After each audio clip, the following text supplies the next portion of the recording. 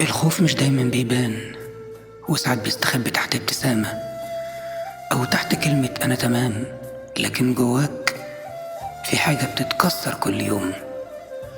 أوقات الخوف بيخلينا ننسحب أو نبعد عن الناس، عن نفسنا، حتى المحاولة بنرفضها ونقول أنا مش قد الوجع ده تاني.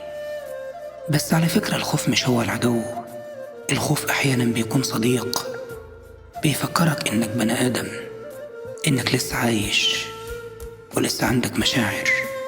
السؤال مش إزاي ما تخافش، السؤال الحقيقي هو هتعمل إيه وإنت خايف. أصل في ناس الخوف يشلها، وفي ناس بتمشي وهي بترتعش، بس بتمشي، وده هو الفرق. علشان لو مستني تبقى جاهز 100%، صدقني عمرك ما هتبدأ. البداية دايما بتيجي وانت مش مستعد. خايف تبدأ، ابدأ وانت خايف. خايف تغلط، اغلط واتعلم. خايف تقع، اقع وقوم، بس ما تقفش مكانك، لأنه الجمود هو الموت البطيء. أنا عارف إنك خايف، بس صدقني جواك حاجة أقوى من الخوف.